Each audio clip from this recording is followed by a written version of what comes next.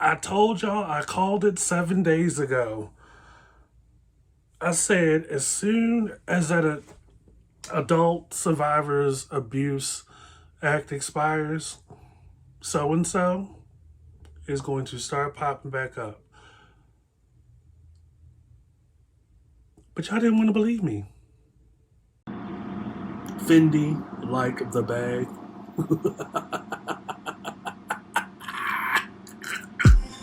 This is the I Refuse podcast. It's Mr. Fox, the I Refuse podcast. I'm back. Gave y'all some time to recover from the Surviving So and So series. We just dropped part 4 today on Apple Podcasts and Spotify and about 6 other streaming platforms. He's popping back up, y'all. So we're going to continue where we left off with Surviving Part 3 on the YouTube channel. If you go back to that video, during that episode, I played a game of charades with y'all. Hopefully, some of y'all got it by the time I was halfway through there. Maybe it took some of y'all a couple of days. But let me tell you, in the time since Surviving Part 3 dropped, there have been other men exposed, celebrity men exposed. Short list so far. Some celebrities, some prominent political officials out of New York City, some lesser known but still familiar white actors. But most of those men are not golden eggs. We want the long-standing problematic men that fall in the same vein as the 2 men we mentioned in the last episode. You know, we got the golden goose. One of them, you know, he just amicably settled. But things will change for that person. You know, the other person I'm about to talk about or bring up again, I think it's just a matter of time. But there's another record executive who has been known to be very flirtatious with pretty women. And, you know, years ago when there was that VH1 biopic and Wendy had his ex-wife on her show, and she had asked him about the rumor, did your husband at the time sleep with one of the members of the group that you managed? She hesitated at first, but then brushed it off real fast. I was like, okay, I don't remember hearing that when I was 12 or 13 or in middle school, high school, whatever. But fast forward, right? The lady that I mentioned by name in the last video also had said some things about this particular executive. How she's a very successful, prominent, she made major business moves. She was the one that managed the recording of the Mary J. Blige Method Man collaboration. She successfully signed Nas to a publishing deal. Big things, big things. She goes on, she has said that while she was working for this person, she was invited by this person to go see houses with him and his wife at the time. But, you know, this is a different wife. This is a wife later on. So she's like, okay, whatever. She shows up in, I believe, Atlanta or New York City. and comes to find out that the wife is not there. It's just her, this executive. And during the tour of the house, he's really flirtatious. He's really doing it up real big. And at some point, there was some next level type stuff happening in the back of a car after they left touring these houses or whatever. Now, you got to understand, she's working for this person. And this was after she was working for the previous man that I played the guessing game in the previous video. So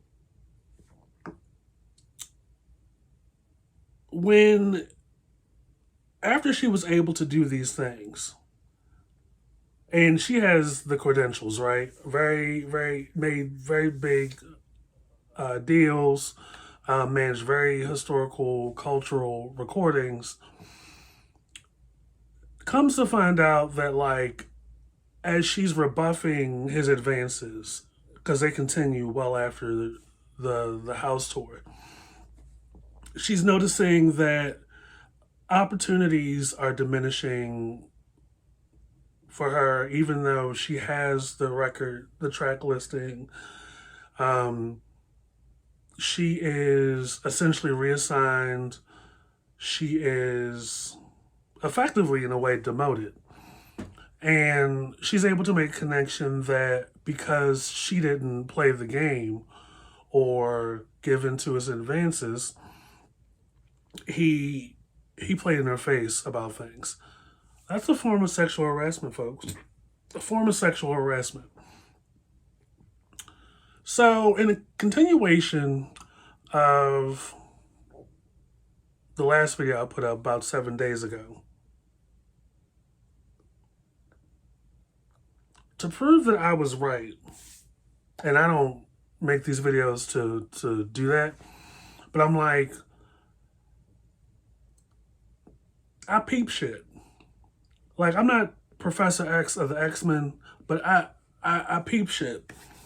And one thing about Surviving So-and-so, the person that was at the center of that on this channel, to the person I hope you guys could figure it out who I was talking about the last episode, to the person that the executive I'm talking about right now, there's a theme and a pattern.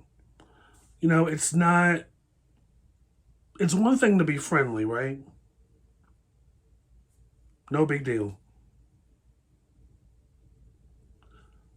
But once the other person opens their mouth and they're not interested, they say no. They say no, thank you.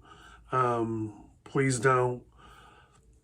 And you continue, that's a problem. So,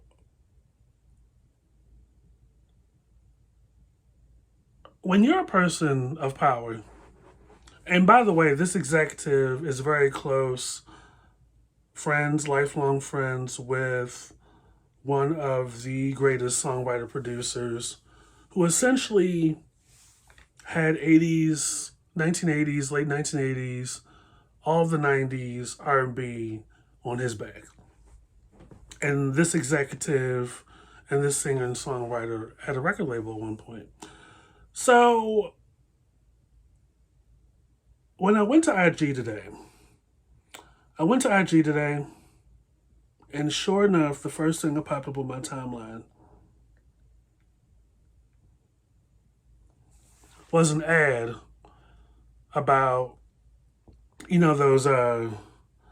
those chambers that people get into that has the dry cold air that's supposed to bring your temperature down and allow you to recover from muscle sprains and strains and pains and shit like that.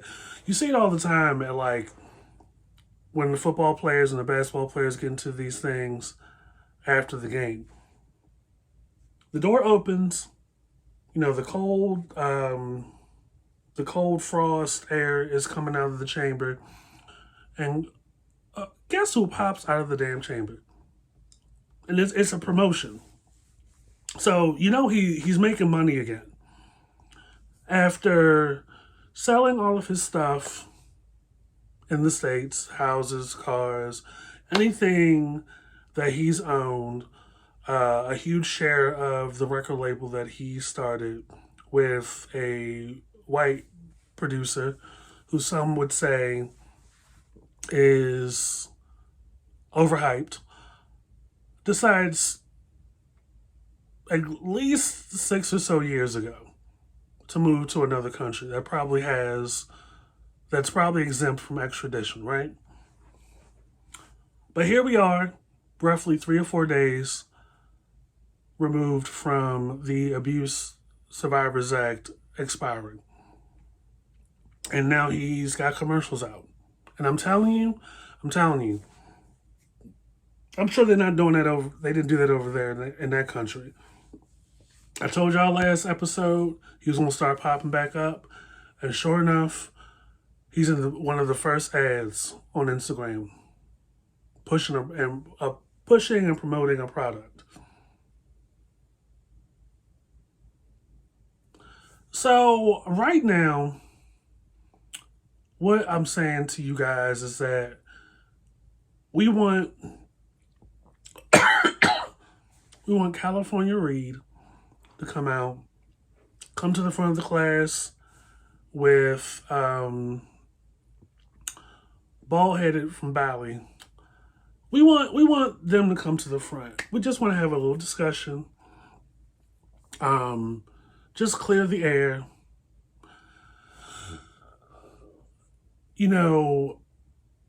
One of y'all has a whole wife,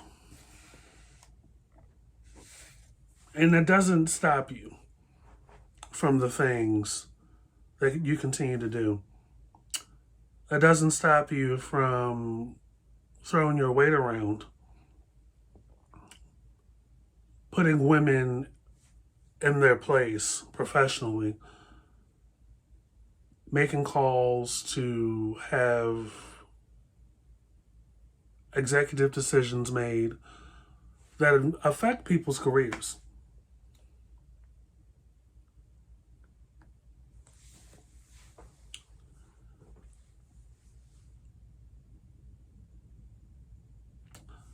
This is where we are.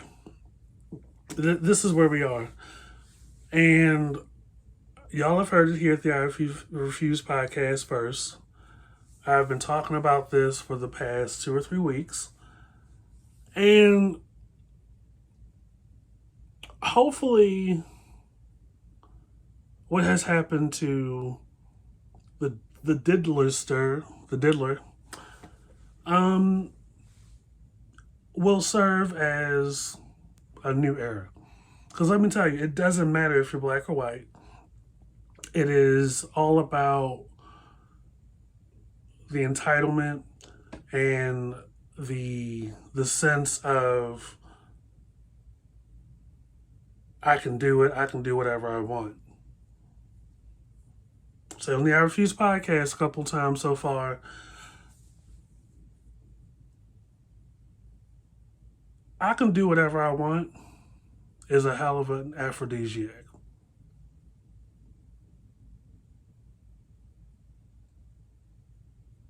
And a lot of people, it's coming out that a lot of people are addicted to that.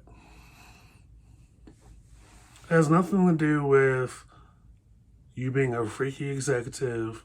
It has nothing to do with you start out in humble beginnings. It has nothing to do with you having the Midas touch when it comes to talent.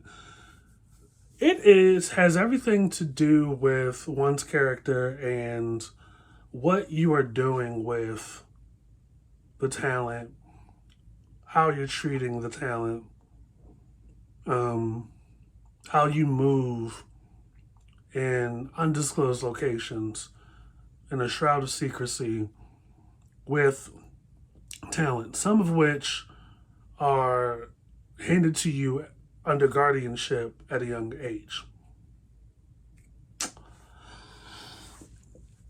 And we just want those 2 men just to come to the front of the class And to the woman I mentioned in the last episode, I really hope you filed before the deadline against both.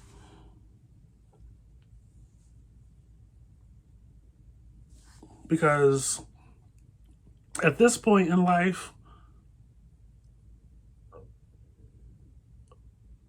you have to be willing to take everybody down to save yourself.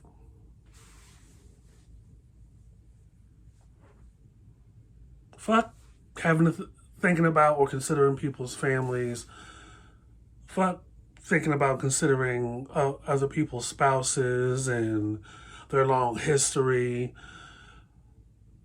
You may not get the results you want, but word hitting the street that you filed is impactful enough. Fuck everybody's opinions out here.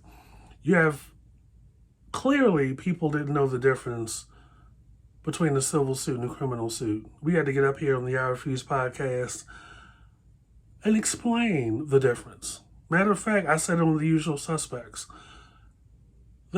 people are not going to be thrown in jail over a civil suit, which is essentially what the Survivors Act gives people license to do.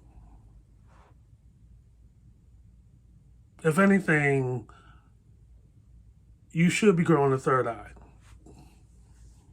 and be more aware as to the type of world that we live in.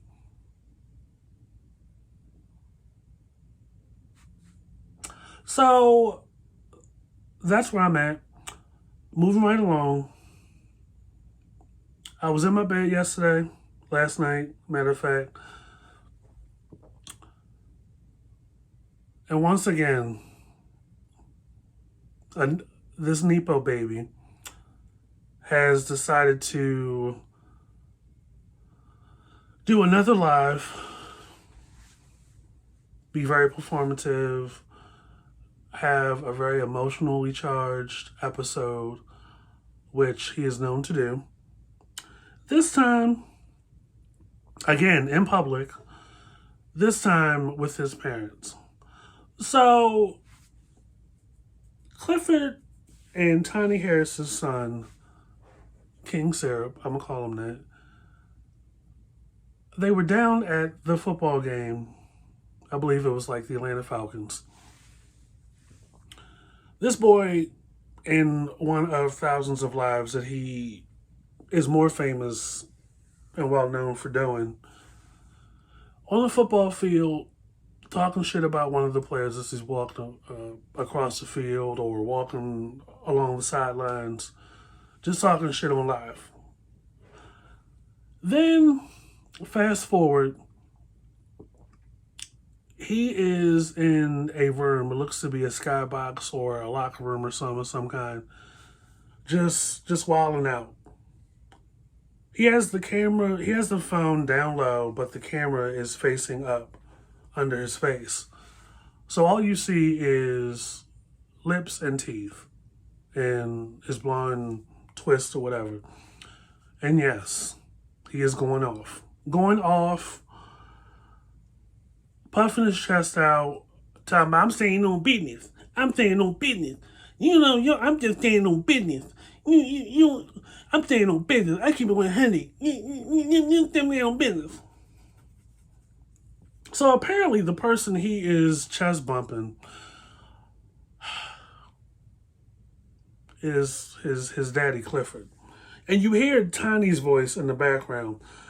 Like, Tiny and King's voice are similar, as well as their face. King's voice is a little bit deeper, but it's totally something that I take unserious at this point, because you got the shaky camera movement. You're not focused, you're only focused on yourself, but we're looking at the ceiling most of the time. And as you're chest bumping your father, the phone is moving, your mother going off, sound like you on helium, your father trying to be a father. I'm just like, Lord.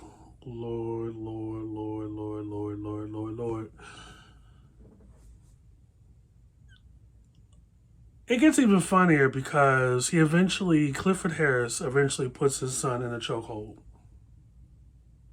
And at some point, Tiny takes the phone, steady roasting the boy in front of everybody as she's doing it.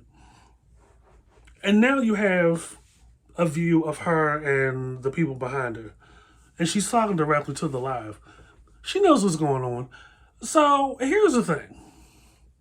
Those of us that have been outside for a while knows that this boy has been like this pretty much from infancy. Back in the day, maybe like the first couple of seasons of The Family Hustle, I was pretty locked in. 2012 to about 2014, I was locked in pretty well on some reality TV.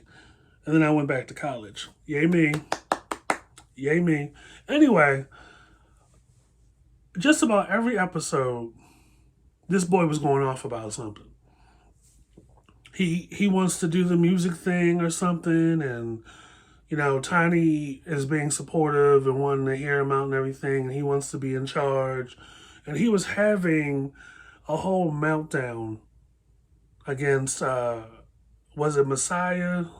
One of the older boys, crying and stuff and getting all red in the face, which is not hard to do, and just having like a toy store kind of tantrum. And I'm like, who's taking this seriously? And Tiny's like, you gotta calm down, you gotta calm down, you gotta calm down.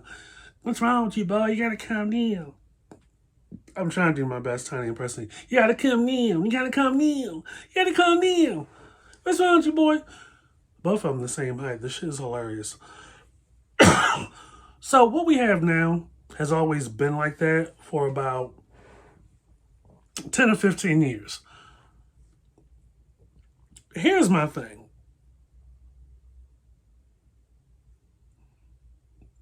Some people are like, oh, that's just a lost child lashing out over hurt and pain and blah, blah, blah, blah, blah. And I'm like,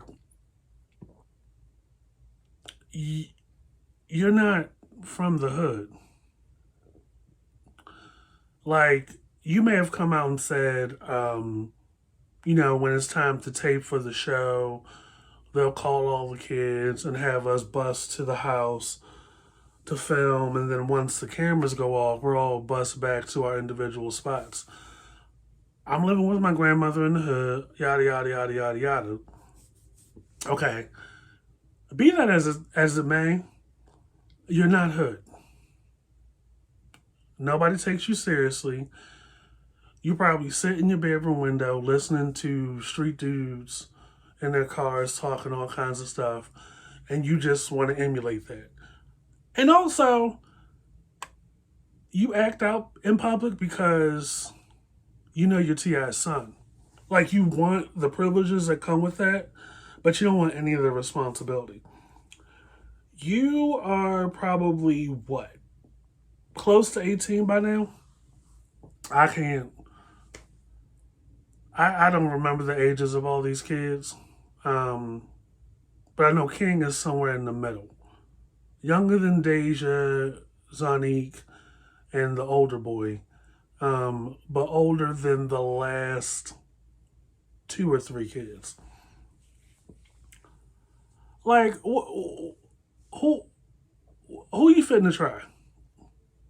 Who you fitting to try? Like, you're down at the Waffle House, popping off at the fry cook. Your daddy talking about you look crazy trying to talk down to a fry cook that's making your food, blah, blah, blah, blah, blah. You're making these emotional ass IG posts, putting the 100 emoji at the end of every post. Like, you're not about that life. You can't form a single sentence without getting upset and without crying. Who are you fitting to try? Who are you fitting to try? I just need to know these kind of things. Like, you have entirely too much time on your hands.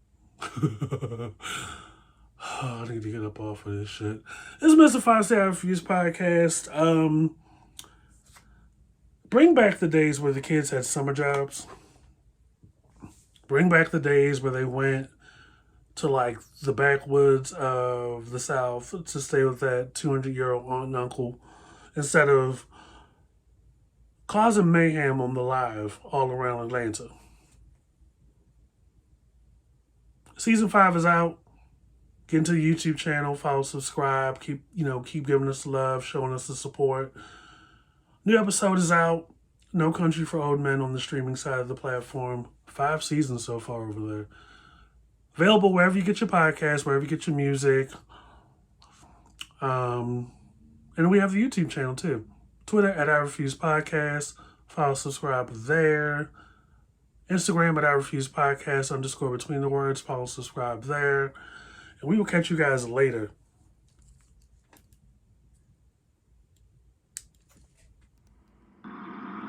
Fendi, like the bag.